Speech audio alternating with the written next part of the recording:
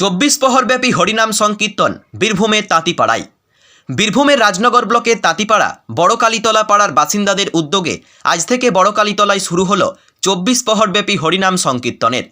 আজ সকালে হাজারখানেক মানুষের সমাগমে মহাপ্রভুকে গ্রাম পরিক্রমা করিয়ে বড়কালীতলা পাড়ায় নিয়ে যাওয়া হয় এবং 24 প্রহরের সূচনা করা হয়। স্বভাবতই 24 প্রহরব্যাপী এই হরিনাম সংকীর্তনের উৎসবকে কেন্দ্র করে মিলন মেলা রূপ নিয়েছে বীরভূমের তাঁতিপাড়া বড়কালীতলা।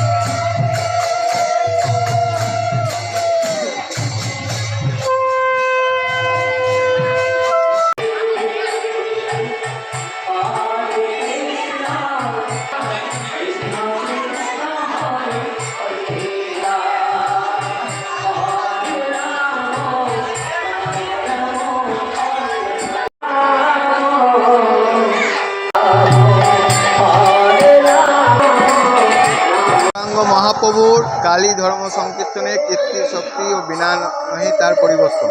তাঁতিপাড়া পঞ্চায়েতে রায়নগর ব্লকের তাঁতিপাড়া পঞ্চায়েতের অন্তর্গত বড়কালীতলায় এই 15 বৎসর ব্যাপী হচ্ছে আজকে আমাদের 24 প্রহরের প্রথম দিন।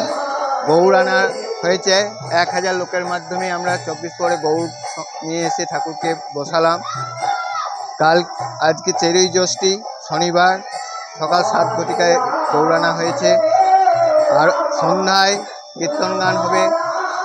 বন্দনা হালদার সম্প্রদায়ের এই 4 দিনব্যাপী যে হরিনাম সংকীর্তন হবে, 4 দিন পরে শেষ দিনে 7ই জ্যৈষ্ঠী মঙ্গলবার আমাদের একটা বিশেষ অন্ন সেবার আয়োজন করা হয়েছে।